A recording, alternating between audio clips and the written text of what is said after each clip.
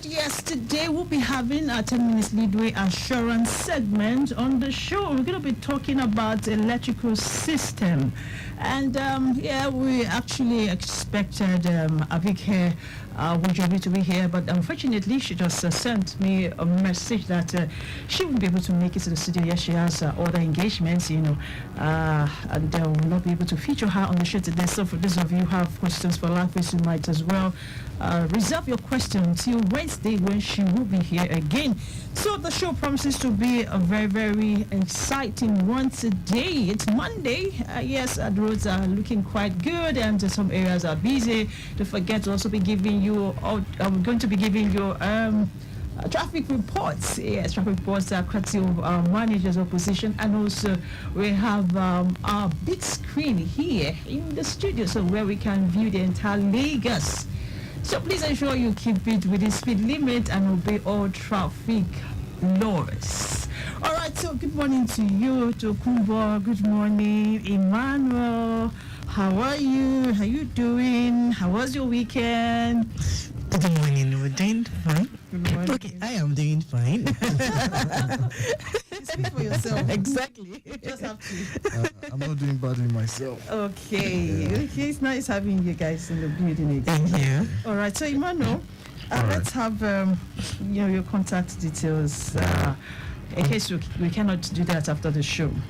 Good morning once again to everyone tuning in, listening from Lagos and outside Lagos. This is AUTOMEDICS, and following are the rundown of our different centers and their addresses. Okay, so we're situated at plot 192, that's plot 192 at Gege Motor Road, off Ilupeju Bypass, beside Crystal Estate, Ilupeju, Lagos. Also, we're situated at number 1 Amule Bus Stop, opposite Petrocam Gas, Ayobo. Also, you find one of our centers situated inside Cornwall Filling Station, opposite Correctional Center, Kudurat, Abiola Way, Ikeja.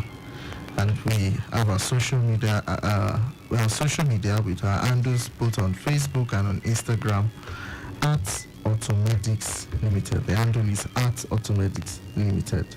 Okay, so we have amazing products in store.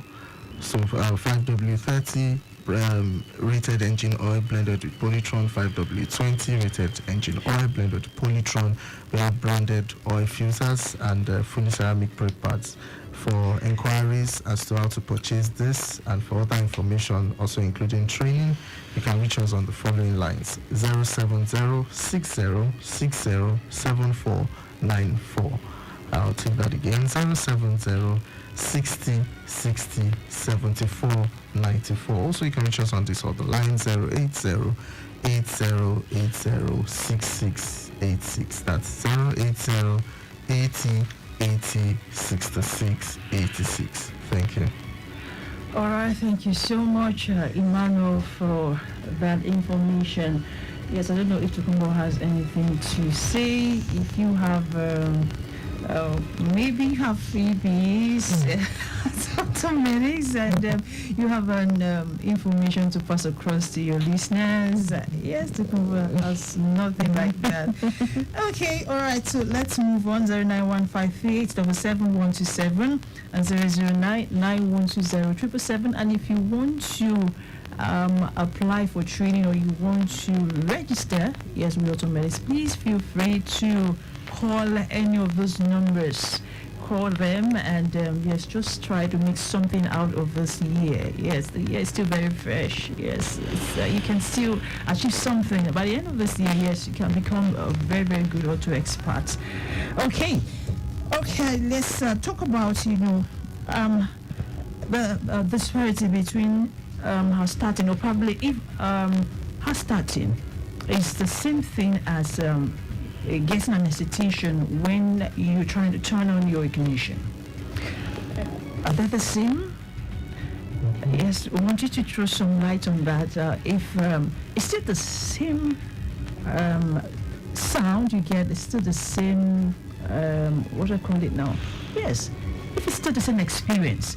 We know what our starting, maybe you just have to throw some light on what our starting is first. Then we look at, okay, when it's not starting and the vehicle is excitating, hesitating in the morning when you try to turn on the ignition. What does that mean? What's it called?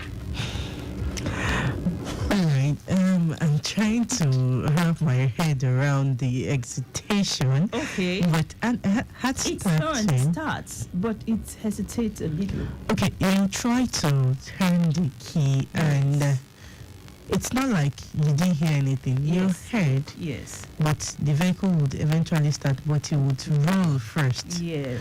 Okay, I think the rolling and the excitation is the same as heart start. Okay. Yes, and so you wanted to relate on heart starting? So it's the same because it eventually starts. The engine gets to start. Okay. I'll just quickly just go a little bit backward. There is a situation in a case whereby the engine cranks but doesn't start. So in that case, the engine doesn't start. No matter the long period of time we try to turn the key, there's always this sound wherein the starter motor is spinning the flywheel. Okay. All right.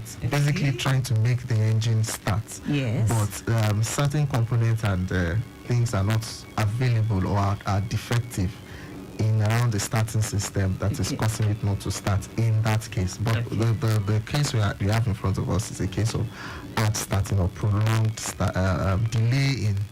delay before starting. Okay. So in that case, there will be that cranking. Maybe the driver will have to crank for 3 or 4 times before it finally picks up. So for the case of the cranking and not starting, there are many variables. Many variables. I will just list them. I just hold you there. It's because you have a call. Okay, we have a call. All right. Hello. Good morning. Good morning to you. My name is Nick. I'm calling from Ogudu at the moment. Okay. So, I would like to. I used the Toyota Corolla 2007. Okay. So I serviced January about 5 weeks ago. I just served it. So I had to, a friend of mine wanted to use it for traveling to go to Ijebu. So I dropped the car to him on Saturday. So while they were going, he called me that he saw a flashing oil light the first time. So I told him to observe well.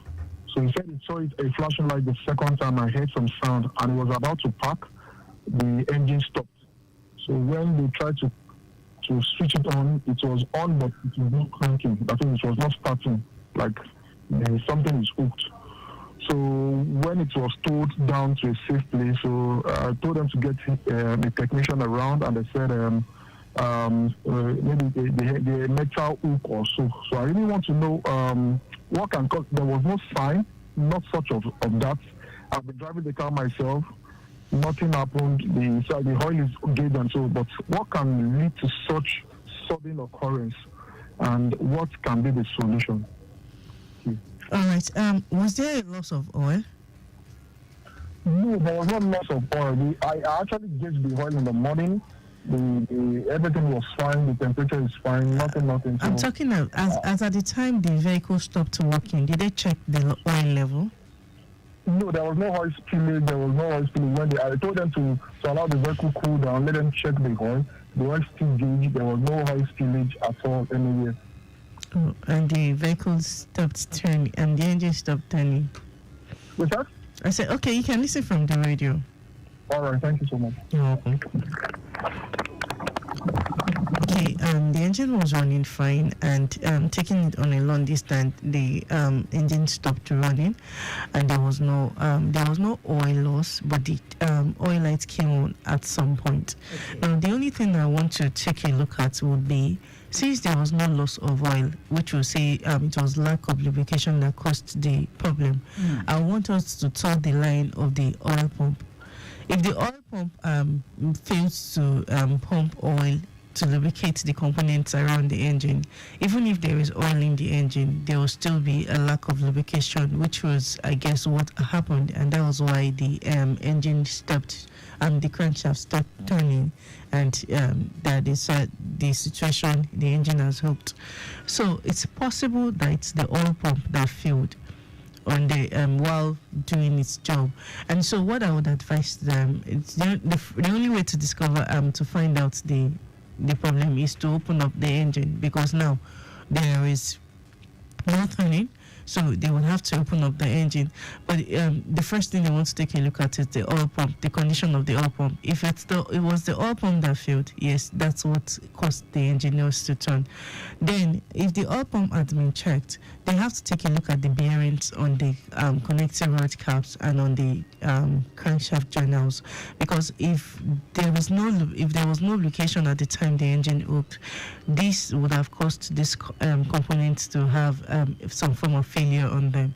So you want your technician to take a look at the bearings and also the oil pump. Okay.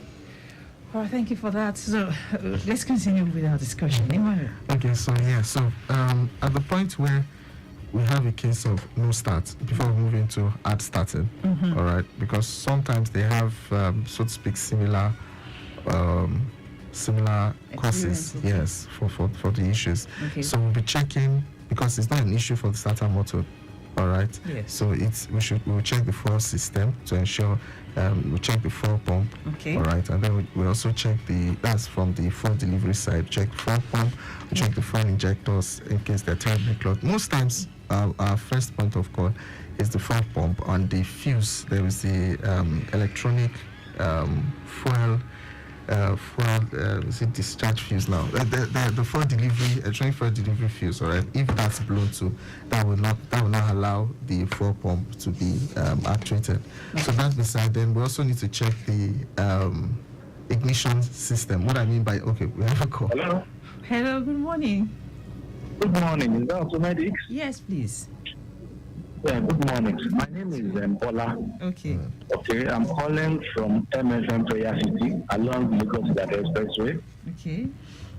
I have a Toyota RAV4 2013 model. On, let's say precisely last week Wednesday, we were traveling with it to Ibadan. Along the line, we didn't know the thing was overheated because the temperature gauge stopped working. It was working before, but it stopped working at that particular, so we didn't notice. So at a point after interchange, the vehicle stopped. And after opening the bonnet, we noticed that it has overheated, so we left it. I called my mechanic to come and help me check. On getting there, after the thing has cooled down, tried to turn. I left him there anyway. I went out. So he said, try to turn it, man. The engine has hooked. So, and I was like, because overheating causes the engine to hook, and what can be done if it has actually hooked? Thank you. All All right, you're welcome. The truth is, what happened was, like I said, the temperature gauge was working, but at that point it stopped working. I have noticed that when there is complete loss of coolant in the engine, the temperature gauge will not read any longer. But if you didn't have the check engine light on before then, the check engine light will come on immediately. And the reason the check engine light will come on is because the engine coolant temperature sensor has nothing to read.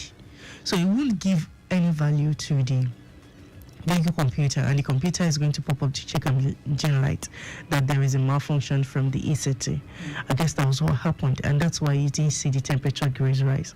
But if it turns off the engine and try to put on the ignition, the temperature gauge will now go to the red zone, saying the vehicle is overheating. Now, it has happened, the engine has failed to turn because of the excessive overheating, because the overheating is excessive, and that's why the engine hooked. So it's best now for the technician to have to open up the engine.